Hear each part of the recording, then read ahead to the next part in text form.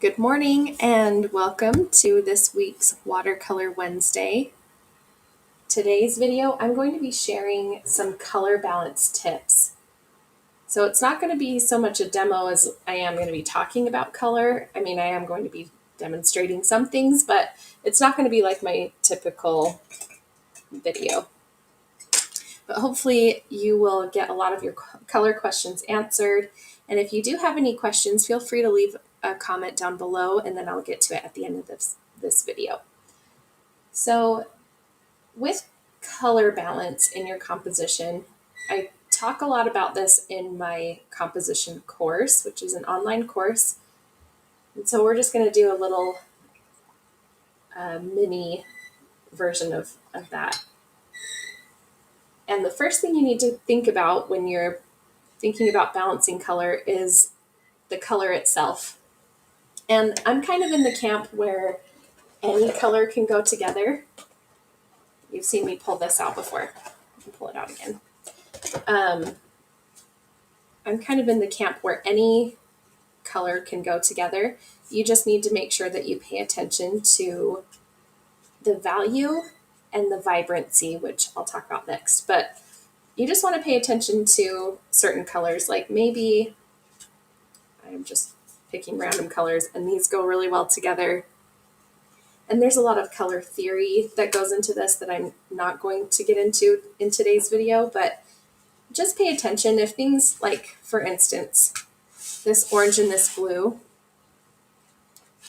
it's kind of hard to see, but as is straight from the tube, these don't go super well together just because they are competing in vibrancy. And they're complementary colors, so they're competing that way too.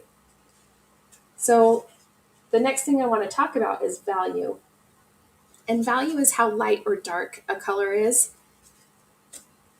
And then vibrancy goes along with it, so I'm just going to include that in this part.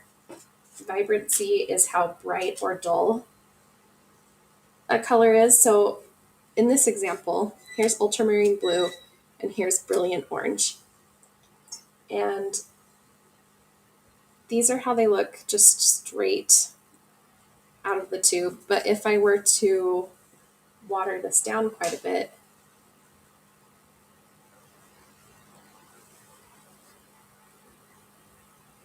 I'm going to water it down even more. So I'm just going to dip my paintbrush in water.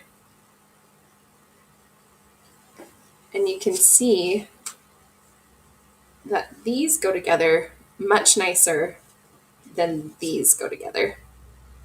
And that is only because I played with the value. Now, if I were to play with the vibrancy, I would be adding in blue instead of black and white. You'd be adding in the complement.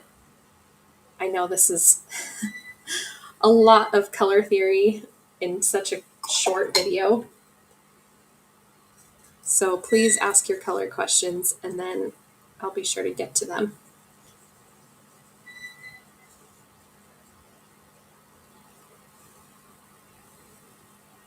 So here's what happens when I add in ultramarine blue. I didn't change how light or dark it was, but you can see that that plays a little bit nicer. Now if I were to add some water to that and just soften it up a little bit, now I've played with the vibrancy and the value, and that feels even better. You can't really see it because there's a water glare. There we go. So I hope that kind of makes sense. I really do think that any colors can go together as long as you play with the value, so the light and the dark, and the vibrancy. So when I'm saying light and dark, in traditional painting, like acrylic, oil painting, you would add black and white. But because watercolor has that transparent quality to it, you can add black to it to darken it, and then you would add water to lighten it because the white paper will show through and make it appear lighter. Okay, the next thing I want to talk about with color balance is the 60-30-10 rule. And you've probably heard this before, where you have 60% is your main color, 30% is the secondary color, and then 10% is your accent color. So if I were to draw just like random colors out from over here, let's see.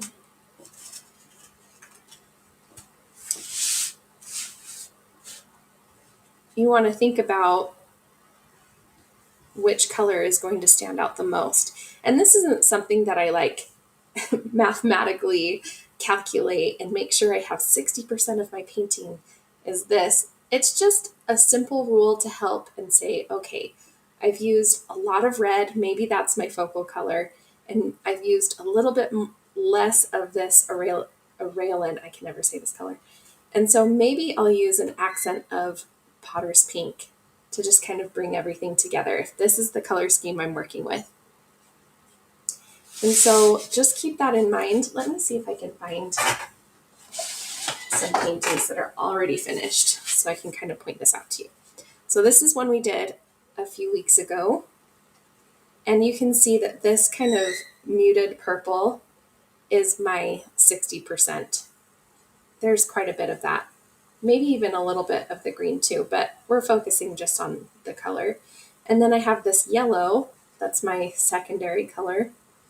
And then I have this orange, that's my 10% accent. So there's kind of that rule in use. This one's a little bit trickier because it's a smaller composition, but let's see, the pink is used throughout. That could be my 60%.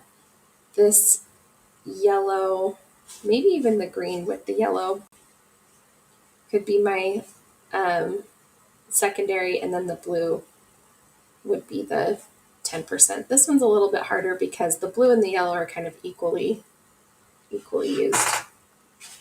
Okay, here's one we did last week. And the pink stands out to me just because it's more vibrant, but I think the yellow is actually my 60% color. And then I've got the pink is my secondary, and then I've got this kind of peachy, almost plum accent color right here, and that's my 10. So you can see I didn't really think about it, but when you are stuck, that's a good way to troubleshoot and to kind of say, okay, what's happening here? Where can I add more color and figure this out? Okay, so in this one, obviously my red and my pink is my 60%. Then I have the green, which is 30%, maybe even more, but you get what I'm saying. And then this yellow I have in little touches as my accent. So obviously I'm using more colors than just 3, but you can kind of see what I mean there. This is one I did a while ago. And we've got this like muted kind of peach color back here. The pink is kind of my accent, and then the green is my secondary. So hopefully that helps to kind of see it in use. And then the last thing that I wanted to talk about is to, when you're kind of troubleshooting, is to look for odd sets. So what I mean by that is look for sets of 3, 5, 7, etc. And that'll kind of help you know where to add in color. I'm going to go back to this one. And I think we talked about this as I was painting it, but I remember, well, I'll just say what I'm thinking here. So when I added this flower in, and I think we had this in too, we'll just pretend that that's the order I painted them in. I had 2 yellow flowers, so I added this in to kind of tie those together and create a group of 3. And same with this. I have these 2 kind of purple flowers, and we added this larger element in that same purple to kind of tie it together. And it doesn't always have to be an obvious color choice. So let me show you. Let's go back to this one, where the the groups of 3 are a little more subtle. So I've got this little cluster of kind of a muted yellow. And then I've got a little touch of the yellow here. I've got a touch of yellow here, but it's not like an element is like this rose isn't completely yellow. I just have a touch of yellow, and that helps my eye bridge those two together and connect them, and it helps draw your eye throughout the painting. And that's why I also like to add in little touches of pink into my leaves. And some of these accents are in pink. You can see there's a little touch of pink here, and that's just to help. So I have 1, 2, 3, 4, 5, 6, and then I have these other little groups that could be 7. So I've made it an odd number to kind of try and break that up a little bit. Let's see if you can see that little touch of pink in the leaves right here, and then down here. So with all of that being said, I'm going to just paint and kind of talk you through what I'm thinking about with color as I go. Let me just turn this. This is a very large piece of paper. So I'm just going to use this bottom half. And I am going to draw out my color scheme because I love doing that. Okay, we've got permanent green.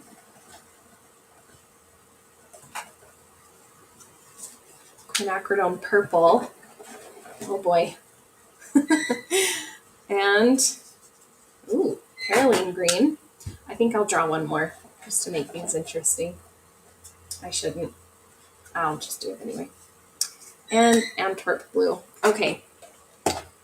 So I've got a very analogous color scheme if you're looking at a color wheel. Analogous means they're adjacent to each other on the color wheel. So I've got green, blue, purple. They're all next to each other. And I'm going to think about hue. I'm going to think about value. I'm going to think about the vibrancy. And then as I start painting, we'll think about the 60-30-10 rule and kind of balancing out with groups of 3. I like to keep it simple with 3. You can do up to 5, 7. That's when things get a little more complicated. So let me see if I can find. Okay. So for my focal color, I think I'm going to go with quinacridone purple as my focal color. I'm going to have these be my secondary, and then my Antwerp blue is going to be my accent. So quinacridone purple, I think that's this one. Yeah, okay. I have 2 purples that look really close right next to each other on my palette, and so sorry, let's scooch this over so you can kind of see it.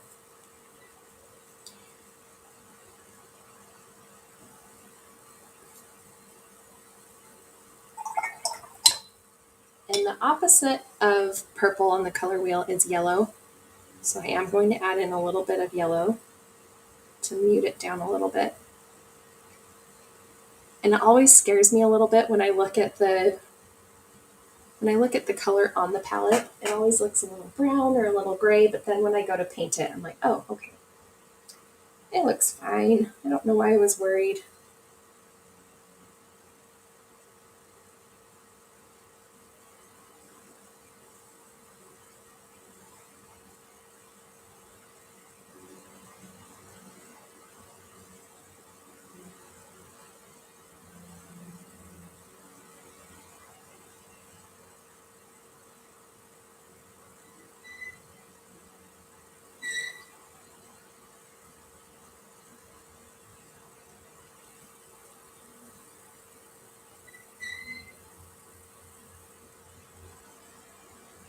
As you know, things look like blobs in the beginning, and then we go in and fix them up.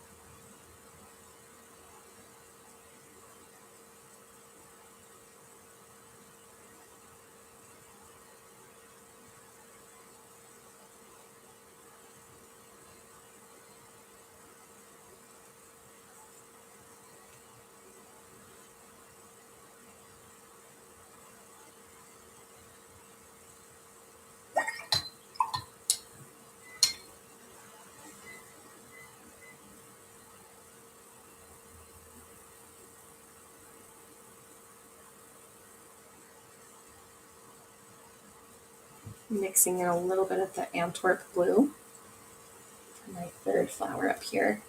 So we're just varying the color slightly. They're still going to tie together because I'm using the same base color, and I'm not mixing in a ton of other colors.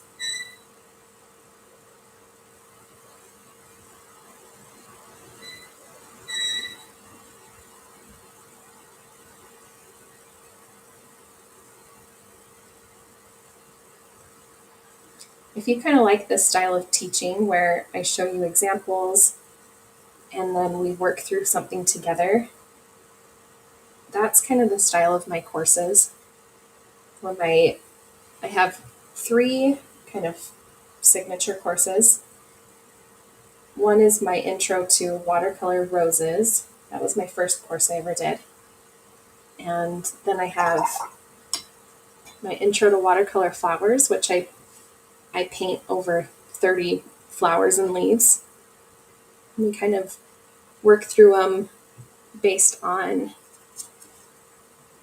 a reference photo. And so I kind of talk you through how I would approach it and also how to paint different flowers.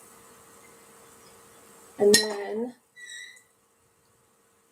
I have the composition course, which has been the focus this month. It's been a lot of fun. Okay, so my permanent green up here, it's very bright. I'm going to show you a little swatch. I mean, I have a swatch here, but there's one here. You can't really tell because of the glare, but it is very, very bright and vibrant. So I'm going to tone it down a little bit because it has a little more yellow in it. I'm going to do more of a red violet.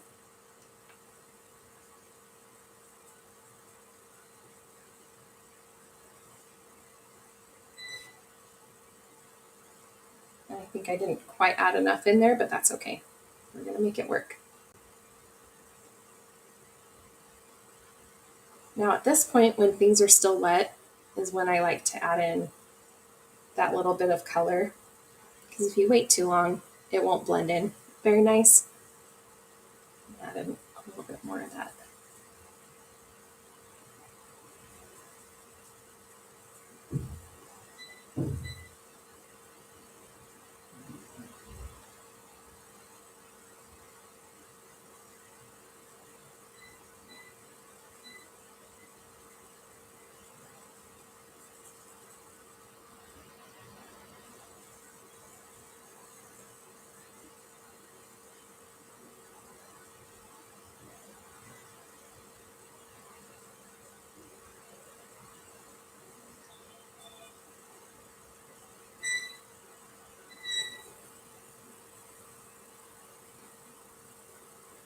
So now I'm just adding things in. That's what we're going to talk about next week, is how to know where to add in your leaves. That'll be fun. Okay, now I've got these in. I'm going to go to my Perylene green, which is this really deep, beautiful green.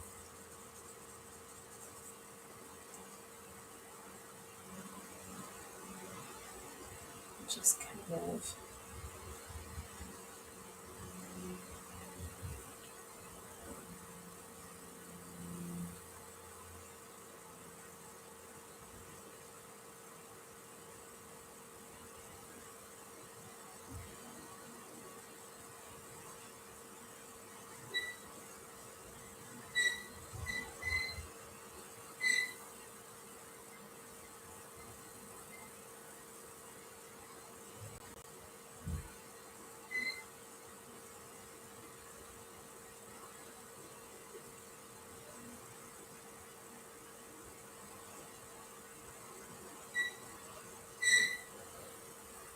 if you can hear that squeaking in the background, my husband's got a 3D printer and he has been busy making some dollhouse furniture for my sister for Christmas, for her little girl.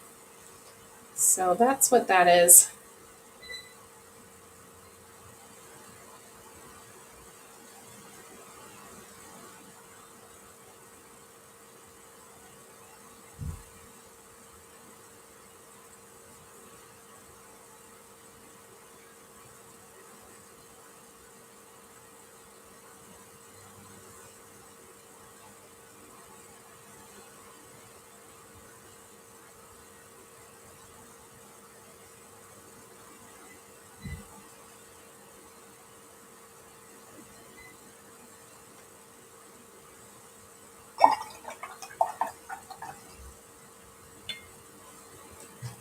Now I'm going to go in with the Antwerp blue.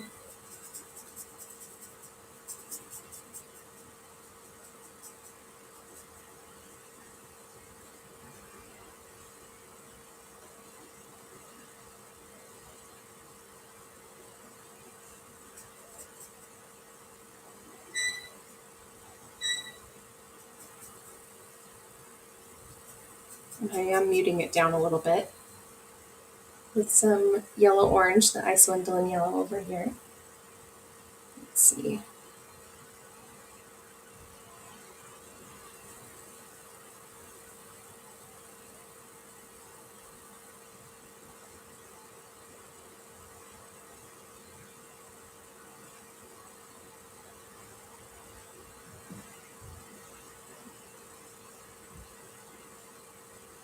Okay, so here is where I'm kind of thinking, because I've got these two elements here with the blue, and I don't really want to add one here because I feel like I've got a lot going on right here already. And so what I'm going to do is actually add in details with this blue in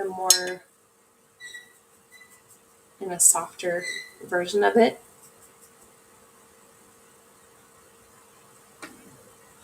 Just to tie that color in. Let's see.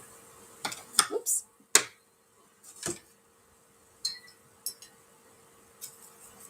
I've switched to my size 0 round brush.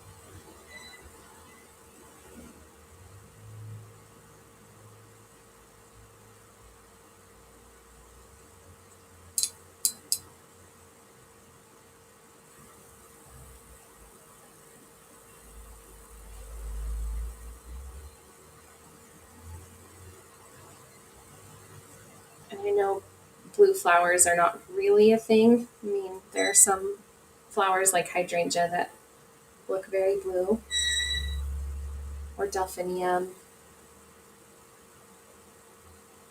forget-me-nots, but I know dahlias aren't really blue, but that's okay. This is where we take creative liberties. And just have fun. So I'm darkening the color by mixing in my quinacridone purple. And I'm just going to kind of tap that in the center here.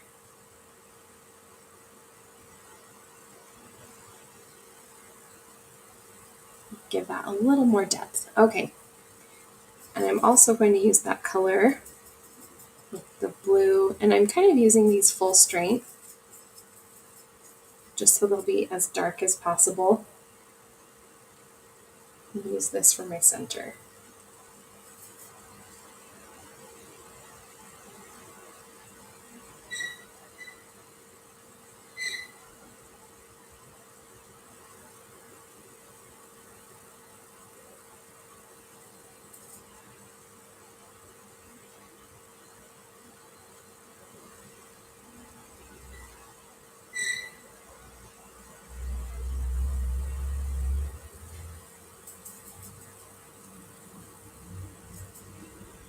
Okay, now we've got to address details here. We've got to finish off with some stems and things like that. So, let's see, where did my, here it is. This is a size 6 round brush. And I'm going to use that Perylene green.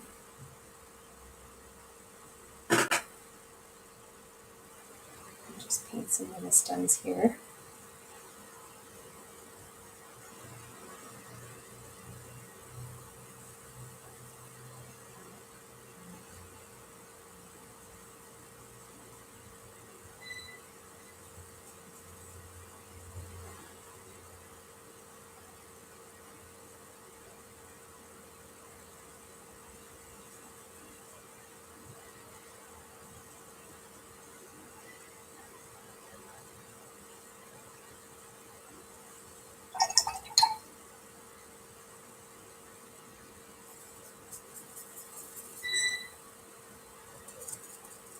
I'm going to see what happens when I mix all of these together. So I've got the Perylene green, Antwerp blue, and the quinacridone purple. I'm just going to come in here and add a couple little sprigs.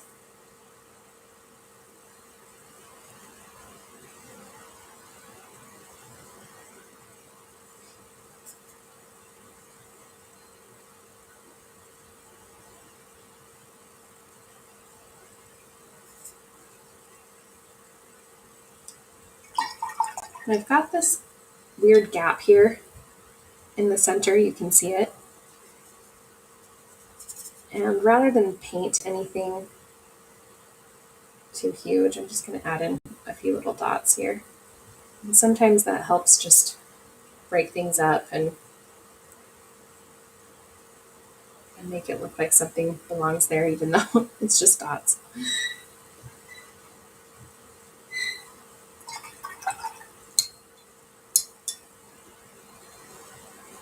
Okay, now we're going to address this over here. I've got my quinacridone purple.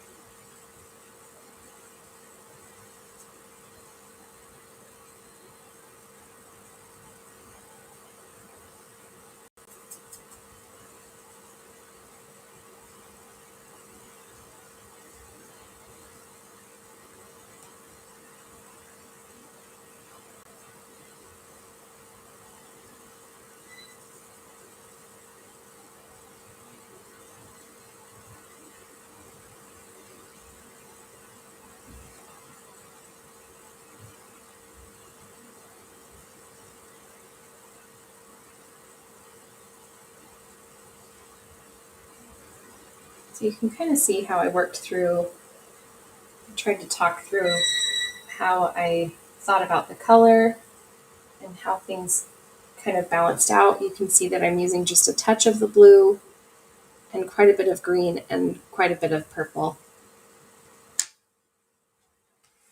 The lighting is not awesome, but there you go. If you have any questions, feel free to leave a comment and I'll stick around for another minute. And while I'm waiting, I'm going to let you know about our I'm doing monthly virtual watercolor workshops. And the first one is going to be this Saturday, and I'll be teaching watercolor cards. Let me show you a little sneak peek. So we've got this one. We've got this more simple one. It's really fun.